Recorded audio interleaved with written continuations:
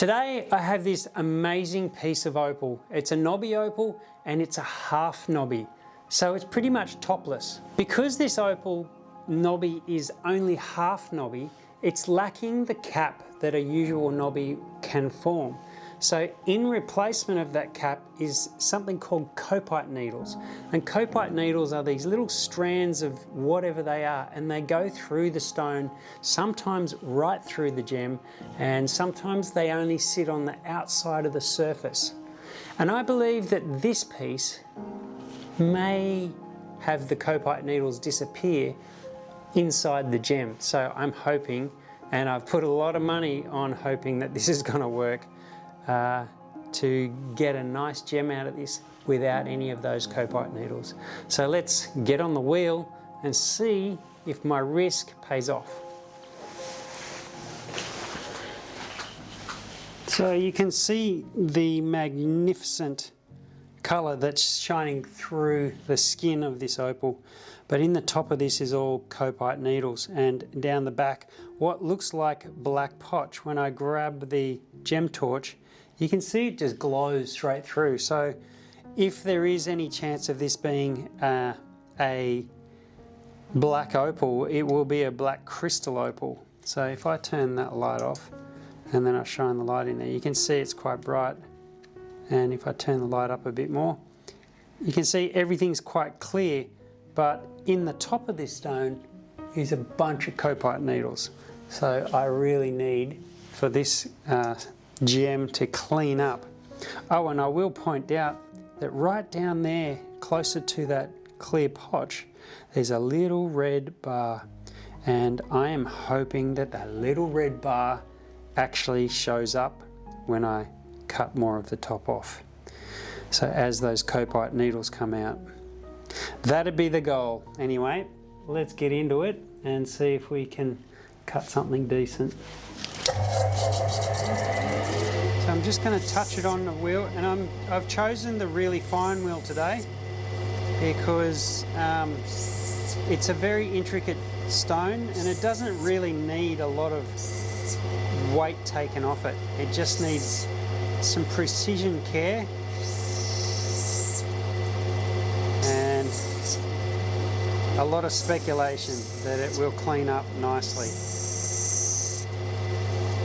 As I take that around the edges of the colour bar, I can see there's some pretty nice colour sitting underneath there, which in essence should show a nice gem, but very difficult to tell. As where I'm touching now is going to be the side of the gem, I'm just going to make sure that all the sand spots and copite needles are mostly out, because I don't really want too much sand on the side of the gem.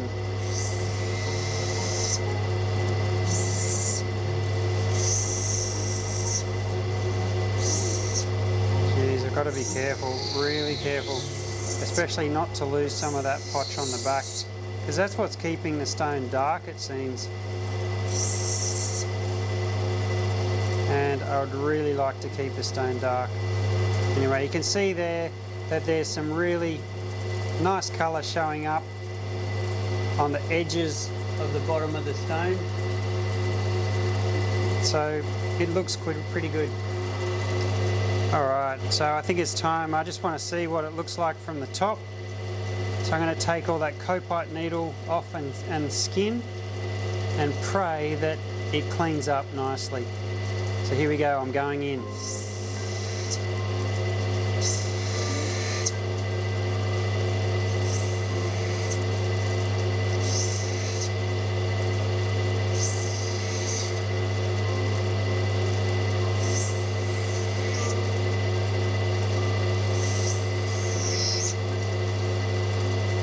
Some of the dips on the top of the stone are really deep, and so I have a challenge to try and keep the colour and get rid of those dips on the top.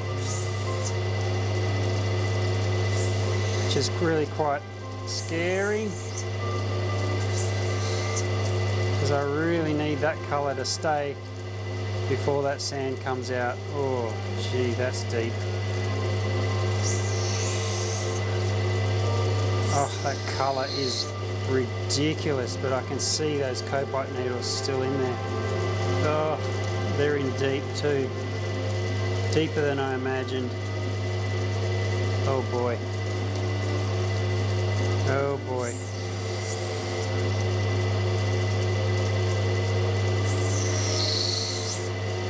Wow, look at that colour. That is incredible colour.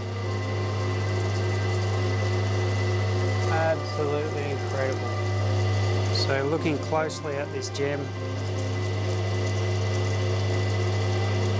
I can see some copite needles still in there. But I have to say there's a lot of it gone already. A lot of it is gone, which is an amazing... I thought they were deeper than what they were.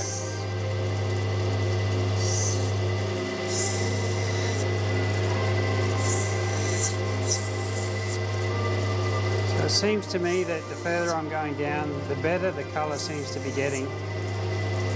And more of that orange and red is coming through from the back, or from underneath. Let's call it the upside down.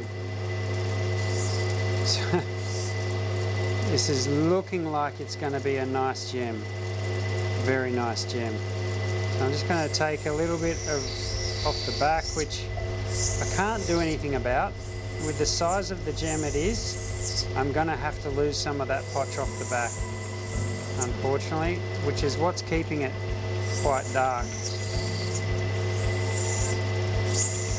Whether it turns out to be a black opal or not, I don't think so. At this moment, I'm not sure. But I will say the colour is old Lightning Ridge mining town fields colour. Magnificent play of colour. Just got to take out some of those sand spots on the edges still. Rolling that dome slightly and smoothing out that back. You know, some of that colour that's showing through the black potch right there looks absolutely magnificent, and I'm very tempted to take that potch off the back and expose that colour underneath, but I think I'm going to leave it there for the integrity of the stone and just concentrate on that magnificent play of colour right there. Absolutely magnificent. I wonder how many carats that's going to be. I'm hoping when it's finished, this should be 6 carats. And 6 carats, this is going to be a great gem. Alright, I think we're ready for the dopstick.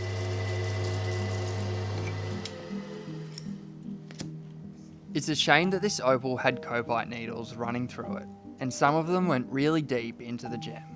Dad had to sacrifice quite a few carats just to grind them out. And unfortunately, there's still a few needles left inside the gem. Luckily, the colour in this opal is so bright that it helps camouflage the needles and makes them harder to notice.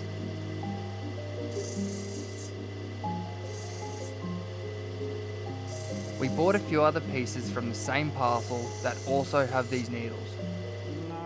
So now we're really hoping they cut clean.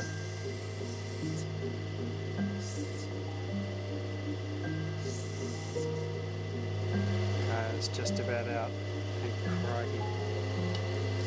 Now we can start to shape the stone.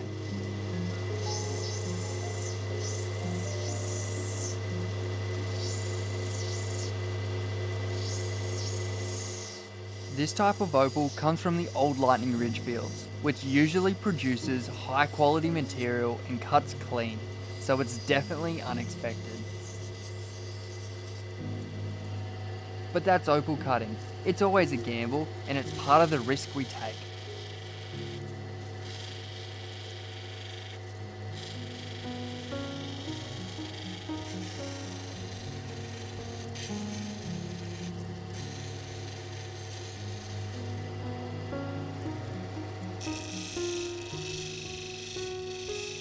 All in all though, I'm still happy with the gem because of the brightness and the colour really stands out.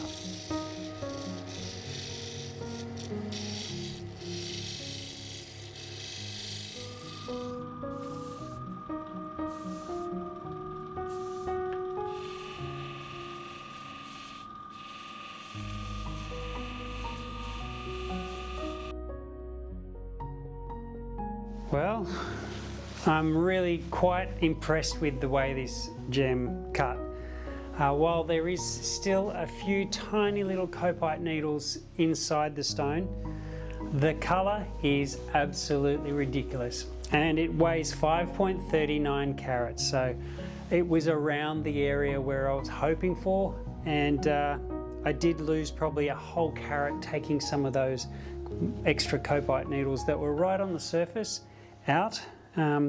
But with a brightness of 5, this type of opal, it's a dark crystal, it's absolutely cracking beautiful. I'm loving the pattern and the way it displays its colour every which way you hold it, which is really special when it comes to opal.